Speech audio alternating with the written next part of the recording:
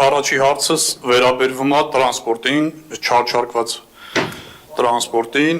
ուրեմն տեսեք, ասում եք տրանսպորտը բարեփոխել եք, բայց խնդիրները շարունակվում են, ես հիմա մի բանի մասին խոսեմ, երկու ավելի ճիշտ, խնդրի մասին, որը իր հետևից բերում է հաջորդիվ խնդիրները, ուրեմն տրանսպորտը եթե բարեփոխել եք վարորդներին, դասընթացներ, վարվելակերպի հետ կապված, մարդկային շփումների հետ կապված որոշակի տրեյնինգներ անցկացնում եք, թե չէ, կամ ընդհանրապես իրանց վարելու հետ կապված ոնց մեքենա վարեն, կանգառներում ոնց կանգառ անեն, ինչի համար եմ ասում, որովհետև իրանց կանգառներում կանգնելու պատճառով կամ սխալ կանգնելու պատճառով կարող են առաջանալ խցանումներ, այսինքն կանգառից դուրս կանգնեն, դա նկատի ունեմ, կանգնեն կանգառում երկրորդ գիծ օրինակի համար ու կանգառում առաջանա խցանումներ կանգառի սահմաններում արդյոք այդ մարդկանց ասում է որ չի կարելի կանգառից դուրս կանգառ անել թեկուզ կանգառից առաջ ու հետո կամ կանգառում ուղղակի երկրորդ գիծ սա տրանսպորտի հետ կապված եւ երկրորդ մասը իմ հարցի վարվելակերպի հետ կապված վարորդների ուրեմն ապրիլի 17-ին ժամը 18:40 ես դրա մասին նաև գրառում եմ արել ու քաղաքապետարին նշել եմ նաև իրապահ մարմիններին եմ նշել բայց հիմա քանի որ անցած նիստին դուք նիստի կեսից գնացիք ու չվերադարձաք առիթ չէր ասրա մասին ձեզ ասելու հիմա եմ ասում ապրիլի 17-ին ժամը 18:40 7 համարի Ժողովրդի Մակնիշի ավտոբուսը 54-53 համարի քաղաքացուն կնոջը Ղարաբաղցի արցախցի լինելու պատճառով իջեցրել է ավտոբուսից, բարձրաձայն այդ կնոջ հասցեին ատելության խոսք ասելով։ Պատճառը եղել է այն, որ ինը ուղղակի վարորդին նկատողություն արագ քշելու համար, ասել է դանդաղ քշի, մարդ է տեղափոխում։ Արդյոք այս դեպքի հետ կապված տվյալ վարորդը պատժվել է թե չէ, կամ պատժվելու է թե չէ, ինչ որ գործողություն արվելու է թե չէ, որպեսզի սա իր հետևից չբերի նոր նմանատիպ դեպքերի։ Սա խստիվ դատապարտելի է ու պետքա սա իր գնահատականը ստանա։ Սա էս մի հարցս։ Շնորհակալ եմ պարոն Դանելյան, ես միանշանակ համաձայն եմ ձեր գնահատականների հետ, մասնավորապես որևէ տեսակի խտրական վերաբերմունք որևէ Հայաստանի Հանրապետության քաղաքացու նկատմամբ մեր որևէ աշխատակից իրավունք չունի թույլ տալու եւ ոչ միայն Հայաստանի Հանրապետության քաղաքացու նկատմամբ, այլ առհասարակ յուրաքանչյուր մարդու նկատմամբ նման խտրական վերաբերմունքն անընդունելի է Ինչ վերաբերում է, թե ինչ վերահսկողական մեխանիզմներ են ներդրվել եւ կոնկրետ այս դեպքով ենթադրում եմ տեղեկատվություն ունենք, թե չունենք։ Չէ, դեպքի մասին ես նոր տեղեկացա, բայց կարող ենք ընդհանուրը մի հատ ներկայացրեք դեպքը, հետո կհասկանանք։ Շնորհակալություն Պարոն Դանելյան, ուրեմն ձեր ասացի հետ կապված նախ ասեմ, որ 3 գործակարգավորական խորհրդակցությանը ավտոբուս ՓԲ-ի տնօրենի կողմից են ձեկուցվել է ձեր ասած մեխանիզմների արկայության եւ ներդրման մասին, մասնավորապես, որ դրանից առաջ քաղաքապետը տվել էր հանձնարարական, որ վարորդների աշխատանքի ընդունման գործընթացի տրամաբանությունը պետքա փոխվի, այսինքն նաեւ մենք պետքա այն վարորդներին, որոնք ունեն դեկարգ, բայց կոնկրետ պրակտիկ աշխատանքի ընդունվելուց երևում է որ համապատասխան հմտություններ դեռ չունեն իրականացնենք ուսուցում ինչպես տեսական այնպես էլ պրակտիկ ինչպես նաև դա վերաբերի ոչ միայն նոր ընդունվող վարորդներին այլ նաև գործող վարորդներին ուստի պատասխանը միանշանակ այո է ձեր հարցին որ այդ գործընթացը տեղի է ունենում ասեմ ավելին որ իմ կողմից անձամբ մոնիտորինգ է վարվում թեժ գծով եւ ակտիվ քաղաքացի հավելվածով կոնկրետ վարորդների վարվելակերպի հետ կապված բողոքների քանակի մասով եւ ստեղ ունենք նվազում, ինչը իհարկե չի բացառում, որ առանձին դեպքեր կարող են լինել, ինչ վերաբերում է վերահսկողական մեխանիզմներին, ասեմ, որ արդեն ավտոբուսների մեծ մասում մենք տեսաձայնագրման հնարավորություն, այսինքն տեսնում ենք լայվ ռեժիմով կամերաների ուրեմն տեսաձայնագրումը, ինչպես նաեւ ձայնային, ինչը մեզ թույլ կտա ձեր ասած դեպքը, որը ապրիլի 17-ին 18:40 54-53 ավտոբուսում է տեղի ունեցել մի հատ հետաքննենք պայմանական ասված եւ հասկանանք որ բնականաբար եթե բոլոր փաստերը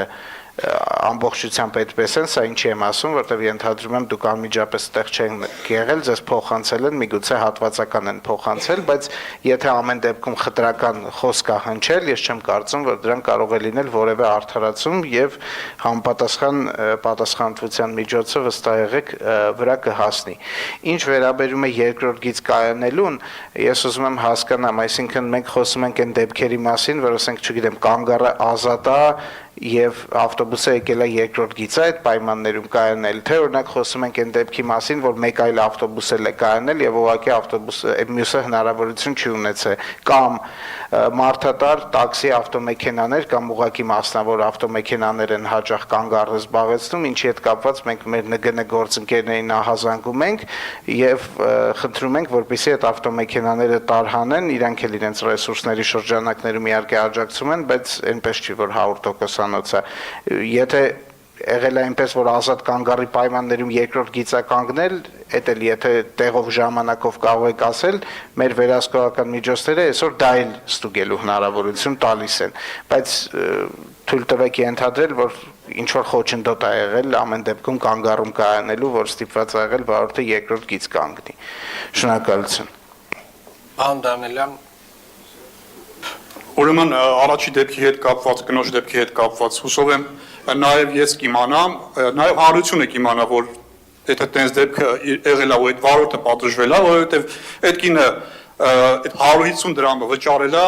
բայց ճանապարհի կեսից իջացրել, ինքը տեղ չի հասել, ասենք նպատակակետին չի հասել, որտեղ որ գնալուց էր, տուն է գնալուց էր, տուն չի հասել, իջեցրել են։ Իսկ այս մի դեպքի հետ կապված ասեմ, ես ինքս ակտիվ օգտվում եմ տրանսպորտից,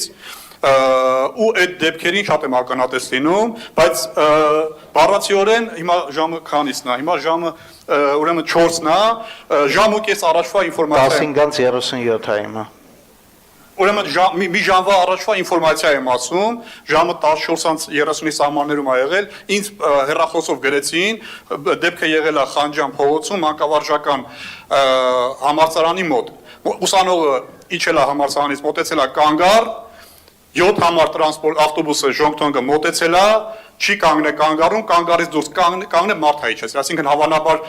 մարդա իջնելուց եղել, որ զգուշացրել է պահի իջնեմ արդեն, պահել է կանգառից դուրս, այդ վարորդը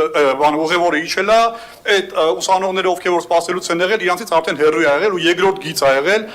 աղջիկներ են եղել, չեն ուզել գնան առաջ ու նստեն այդ 7 համարի ժոնգթոնգ Մակնիշի ավտոբուսը։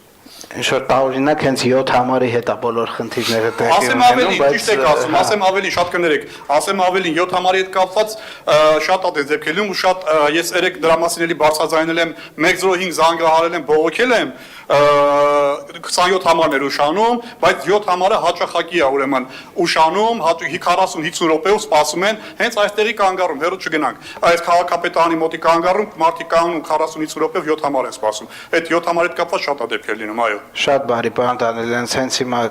կխնդրեմ ձեր այս եթերն էլ լավ ուղիղ եթեր է, բոլոր ձեր ասած դեպքերը կուսումնասիրեն եւ կարող ենք հաջորդ ավականու նիստին դեպք ասենք, որով ինչ եղավ էլի, խնդիր չկա։ Երկրորդ հարցս, խնդրեմ։ Երկրորդ հարցս ուրեմն 24 թվականին 26.5 միլիարդ դրամ գույքահարկը հավաքագրվել, 25 թվականին նախատեսվել է 33.5 միլիարդ դրամ գույքահարկը։ Ուրեմն միայն փոխադրամիջոցներից այդ գույքահարկից միայն փոխադրամիջոցներից հավաքվել է 13.5 միլիարդ 24 թվականի համար եւ մոտավորապես 14 միլիարդ դրամ էլ հավաքագրվի 25 թվականին։ Հիմա Երևանի քաղաքացիները կամ մեքենա ունեցողները կամ վարորդները գույքահարկը վճարում են, որպեսզի Երևան քաղաքում իրենց մեքենաները Երևանի փոսերում չջարդեն, այսինքն այդ մասով գոնե անվտանգ երթևեկեն, այսինքն չխափանվի իրենց մեքենաները։ Ես ինքս մեքենա չունեմ, բայց ես խոսում եմ վարորդների անունից։ Ու այս մարդիկ գումարը այդ գույքահարկը վճարում են, որպեսզի իրենց մեքենաները չջարդի, բայց Երևան քաղաքի փողոցները լիքն են կամ հարուստ են փոսերով։ Սրա մասին այսօր խոսվել է, շատ չկրկնվեմ, Երևանի տարբեր վարչական շրջաններում կամ տարբեր թաղամասերում ոչ միայն փոսերն, այլ ամբողջ փողոցը քանդված։ Նման դեպքեր կան, ասվեց Շենգավիթ վարչական շրջանում են Շենգավիթի սեփական սեկտորում, այդպես դեպքեր կան Սիլիկյան թաղամասում, հաղթանակ թաղամասում, ուրեմն հաղթանակ թաղամասում եղել ենք, ես դրա մասին մի քանի անգամ գրառումներ արել եմ, այնտեղ ոնց որ այդ թաղամասը մոռացված լինի Երևան համայնքի կողմից, այդ թաղամասի փողոցներում փոսեր չեն, խրամատներ են։ Ու այդ փոսերը այդ մարդիկ բողոքում են, քաղաքացիները իրան կահազանգում են, ասում են պետքա վերանորոգվի, հիմնանորոգվի։ Եվ բացի այդ փոսերից, ուրեմն 82.5 միլիոն դրամ անցած տարի 24 թվականին ավելի ճիշտ ծախսվել է հետիոտային անցումների համար։ 80 միլիոն է նախատեսվել է 25 թվականին։ Հիմա պարոնեք իշխանավորներ, դուք ընդհանրապես մեքենայով շրջում եք, ոտքով շրջում եք բացի մեքենայից, իշխում եք ավտոյից։ Օրինակ Կոմիտաս պողոտայում, Կոմիտաս փողոցում Փարք շուկայի մոտ տեղադրել եք, ուրեմն տեղադրել եք վերելակ, որը չի գործում եւ որի հետեւից չեն է գնում, տենան գործում է, չի գործում, փչացել է, ինչի համար է փչացխի չեն պատրաստում։ Նույնը կա նաեւ նորքի զանգվածում։ Նորքի զանգվածում, այո։ Սա այս մի նկարն եմ արել, այս վերելակի, որը որ չի աշխատում, խափանված է։ Հեռու չգնանք այստեղից, այստեղից մի 3-400 մետր հեռու Սուրբ Սարգիս եկեղեցու մոտի գետնանցումը։ Ուրեմն այդ գետնանցումով դուք նյուժել եկեղեցի չեք գնում, որ այդ գետնանցումով անցնեք, տեսնեք։ Ուրեմն ինչա կատարվում, սա Անդրանելյան Ես ավարտում եմ, այս ցույց են տալի ավարտեմ։ Սա բան ուրեմն գետնանցումի նկարներն եմ արել, որ ցույց տամ, թե ինչա կատարվում գետնանցումում։ Այդ գետնանցումը ուրեմն տեսեք, հերթով այսպես արագ-արագ ցույց տամ, ավերվակ վիճակ։ Սա վերանորոգման, շտապ վերանորոգման կարիք ունի, ուրեմն ես նույնիսկ մի հատ առաջարկ անեմ, այս մասը օրինակ, հիմա սա ցույց տամ, ուրեմն լույս չկա, պատերը թափված, այդ ծեփերը, այդտեղով Հիմա սպասեք մեկ վարքյան, ուրեմն այստեղ շատ հարմար կլինի ավտոկայանատերի կառուցելու համար կամ ավտոկայանատերի տրամադրելու համար։ Այնպես որ այս գետնանցումը նորից եմ ասում քաղաքապետանից 3-400 մետր է հեռու։ Գոնե այս գետնանցումը պետք է առաջնահերթ կառուցվեր, եթե չի կառուցվել, ուրեմն նախատեսեք 25-26 թվականներին այս գետնանցումը կառուցեք։ Ես ինձ ուղղակի արագ եմ ցույց տալի։ Եվ այս հատվածը, որտեղ կարելի է ավտոկայանատերի կառուցել, այստեղ մեքենաներ կանգնեցնեն, եւ որով նաեւ կբեռնաթափի որոշակի հատված։ Շնորհակալ եմ, պարոն Փամբուխչյան։ Շնորհակալություն, պարոն Դանելյան, դուք գրեթե ելույթ էր ձեր հարցեր չէր, բայց գետնանցումների մասով ուզում եմ նշել, որ մենք քաղաքապետանում մշակում ենք ծրագիր առհասարակ բոլոր գետնանցումներին վերաբերվող, թե ինչ սկզբունքով եւ ինչ ֆորմատով պետք է մենք տանք բիզնեսին, որպեսզի այնտեղին եք իրականացնեն որոշակի բարեկարգման աշխատանքներ եւ ունենան իրենց հետաքրքրվածությունը։ Ուզում եմ նշել, որ նաև քննարկվել է ձեր նշած Գրիգոր Լուսավորչի գետնանցումը եւ մի շարք այլ գետնանցումներ քաղաքի տարբեր մասերում։ Առաջիկայում մենք կունենանք այն կոնցեպտը, որը որ մենք կդնենք, գուցե կդնենք մրցույթային, ամեն դեպքում մրցույթային է լինելու, բայց թե նախագիծը կամ թե էսքիզը եւ թե մնացած բովանդակային մասը կդնենք մրցույթային տարբերակների եւ մենք հույս ունենք, որ արդեն այս տարի կավարտենք եւ մյուս տարի մենք կունենանք որոշակի շահումներ եւ մեր գետնանցումները կբերենք պատշաճ տեսքի։ Այս մասով այսքանը, մնացածը ճիշտ ասած չեմ էլ հիշում մյուս մասը ինչ է։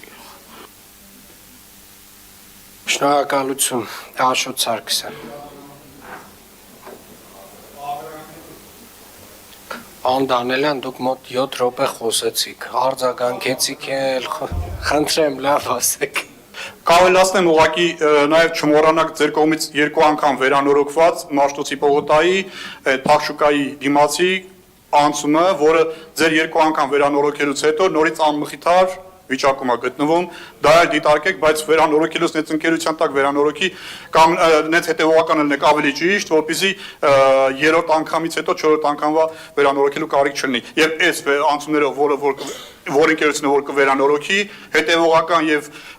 պահանջատեր լինի, որպեսզի նորմալ վերանորոգեն քաղաքային բյուջեի կամ ժողովրդի հավաքագրած գումարը չմսխվի։